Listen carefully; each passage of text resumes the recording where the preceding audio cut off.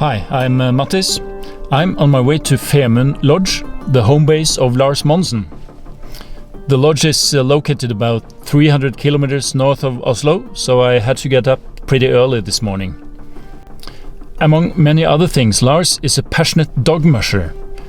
This weekend, however, he's arranging the race Elgå Race, a social and low-level dog race from the lodge. We'll get back to that in a short while.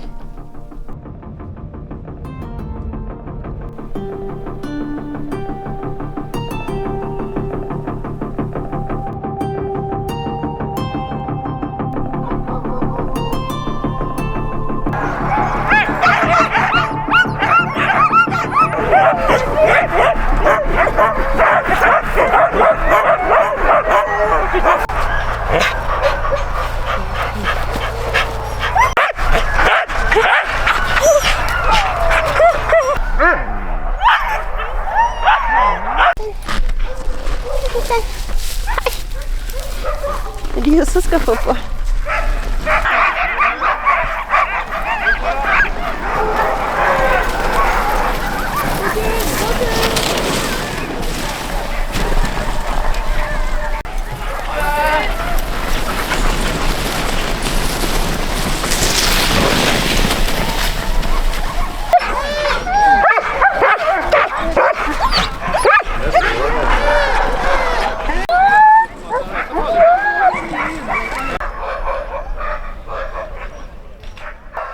So Lars, what's happening here this weekend? There's a dog race going on, Elgå Race, 160 kilometers. So the mushers, they do a round of 80 kilometers, then rest 5 hours, and then a second round. So the second round is just starting. Half of the teams are out. It's a fantastic day. It's almost like spring. It's the last day of February, so tomorrow it's March. And this is an attempt for me to create something. Make something happen here in winter, because in summer it's really busy. We're close to Femund National Park and Gutelia National Park, so in summer there's lots of people here. But I want things also to happen in winter. That's why I'm doing this. Why don't we go look at a couple of the teams?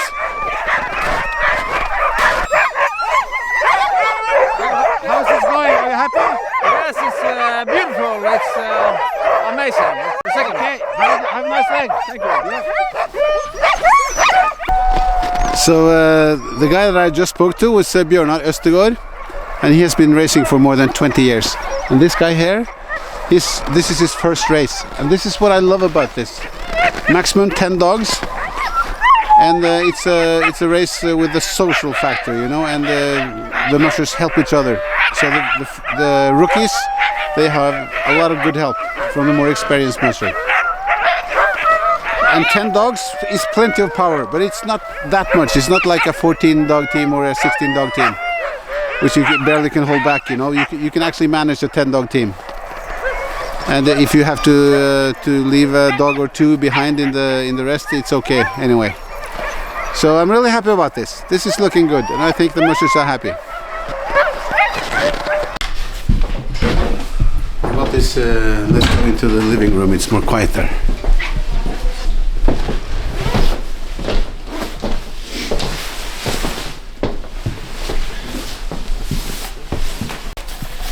Okay, so the Femund Lodge, I bought this place in, well, it's 5 years ago, and it's funny because when I was a kid or a youngster, maybe 16, 17 years old, I started on trips from here, this place, into Femund National Park in February, in the cold, with a big heavy backpack and lots of snow and no trails. I remember those trips. So I've always been very fond of this area, and when I had the chance to take over this place, I grabbed it. And what's happening here is it's a typical outdoor tourist place. In summer it's busy, 6, 7, 8 weeks where there's people all the time because of the proximity to the Femund Lake, the second biggest freshwater lake in Norway. And it's close to Femund National Park and also Gutelia National Park. So that's where people go fishing, rafting, hiking, and just enjoy very, very beautiful nature. So I really enjoy, I feel the same thing every time I come here to Femund Lodge. I'm happy. I really like it, so, and that's the most important thing. I enjoy being here. Also on days where I'm totally alone, or there's no tourists, nothing is open, because the nature is so great here. But also, of course, running a lodge with lots of people and everything that happens.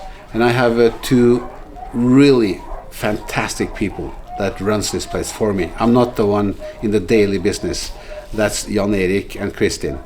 They have a background from a similar place in Østmarka outside of Oslo for almost 20 years, and they know what really hard work is. So they just do it, and and it's clean all the time. It's clean morning, lunch, dinner, and the food is good, and the people who come here, they're happy. So without them, I'm not sure if it could be open here. So my credit to them. I'm so happy that they're here.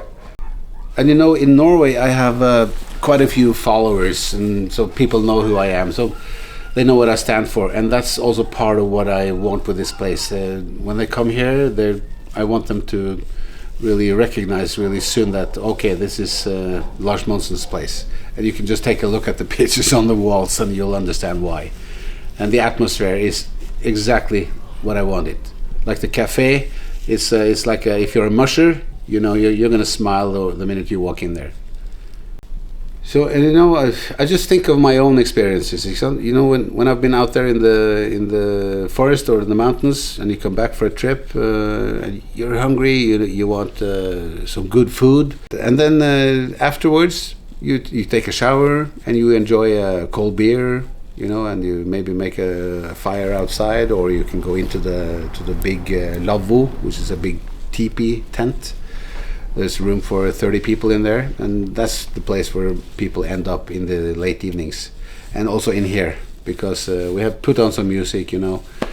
Maybe my wife has given out a new single, so I'll let them listen to that. But anyway, this is a place for relaxing after a trip, or before. You can also plan your trip from here. And I really love music, even though I don't play any instrument myself or sing, so I just enjoy really good music. And my wife is a professional singer, she's been that all her life. So she has had a concert here, Trine Rein is her name, and we've had Violet Road, a great group from the northern parts of Norway, Vestlandsfanden.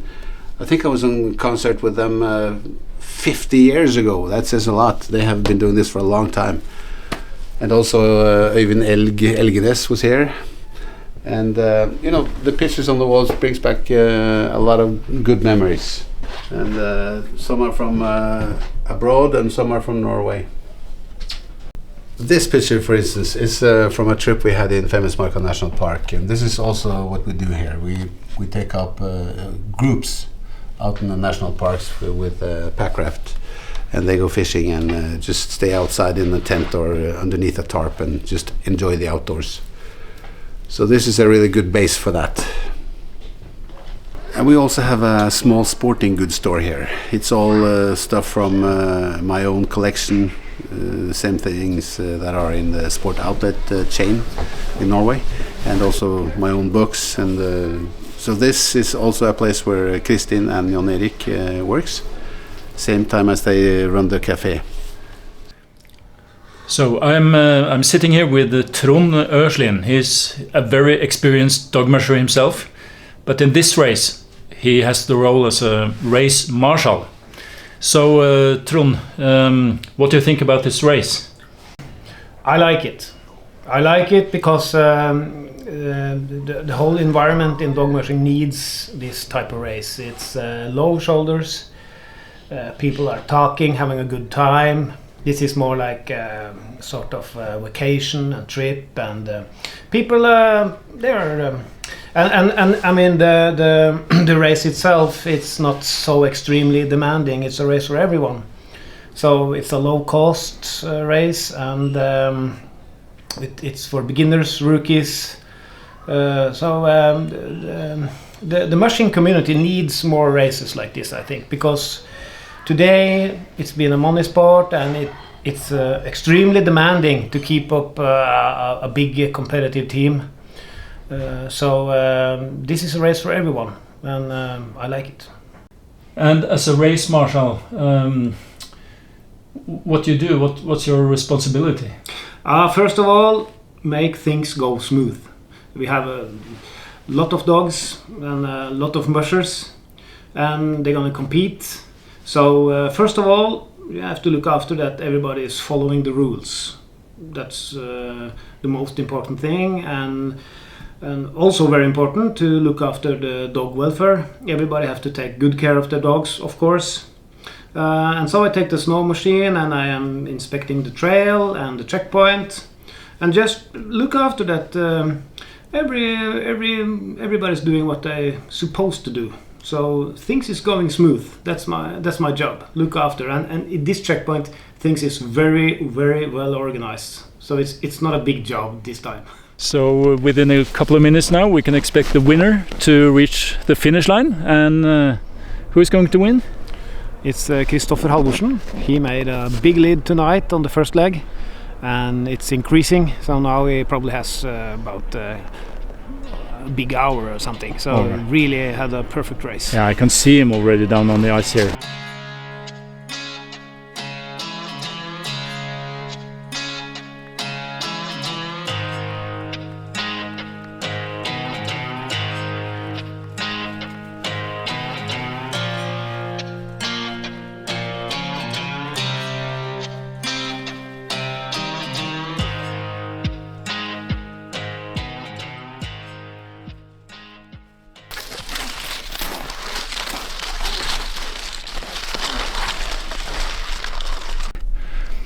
What a day. It's totally crazy.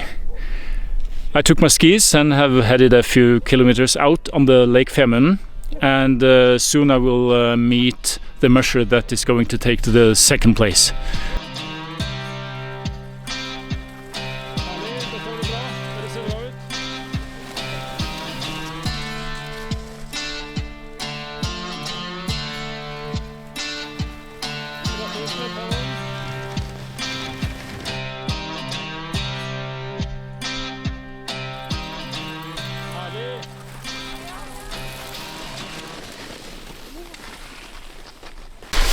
What a day this turned out to be.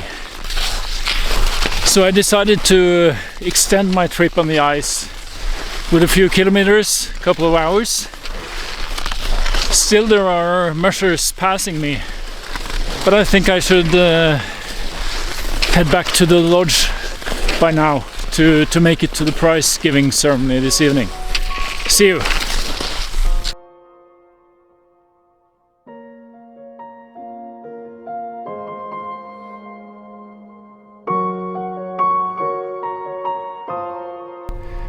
Yeah, I made it back to the lodge. It's getting pretty cold. Temperature is falling to below minus 15 centigrades, I guess. And still one musher is missing, who is about to cross the Lake Femund behind me, and we expect the last one to cross the finish line in maybe 10 or 15 minutes or so.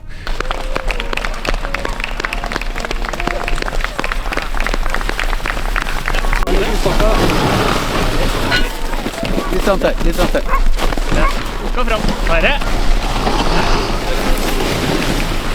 Sånn, supert. Gratulerer. Skikkelig bra jobba. Takk. Dere også. Ordnet litt. Ja. Ordnet vær.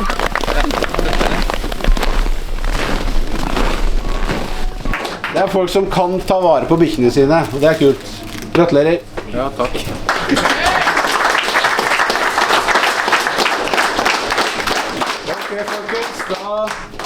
Da tror jeg egentlig at jeg bare erklærer denne løpet som oppsekt over, og så kan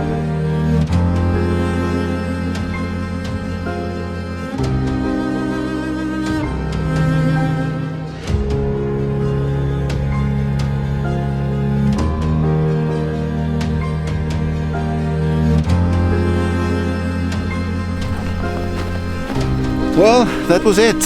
Elgå løpet is over. I think the mushers are really happy.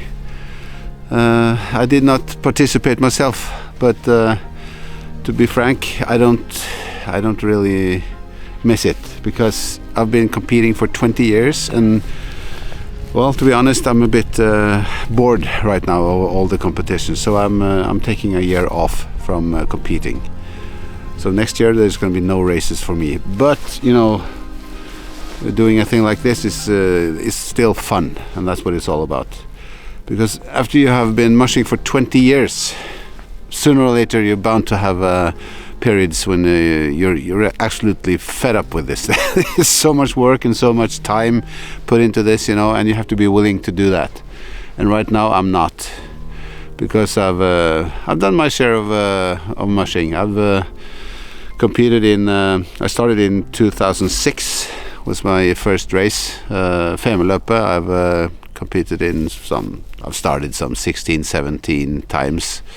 That's 650 kilometers, and also Finnmarksløpet. Today it's 1200 kilometers, but it used to be 1000.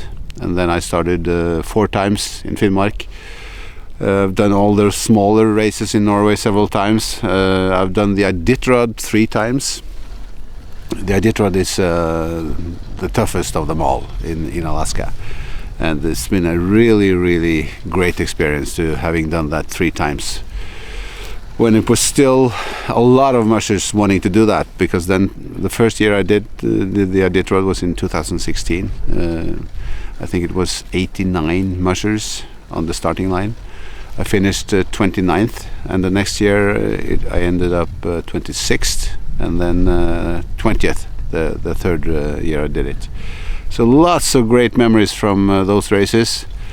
And being a musher, you know, there's one thing you learn, and that's taking care of your dogs. That's number one, and also enjoy it, you know. And I'm gonna continue mushing, of course, but what I miss is trips up in the mountains, just no competing, just being out there, teaching younger dogs to leave the tracks and go anywhere you want in the terrain, you know. And stopping, making a fire, you know, enjoy the outdoors, and have a dog team. So I'm going to do that later on this spring. But for now, I'm really happy that Elgå Race went so well, and we timed it absolutely perfectly with the weather today. The day after the race, the gray weather has come in, so I'm happy about that. So that's it for now. Until next time, have a great one.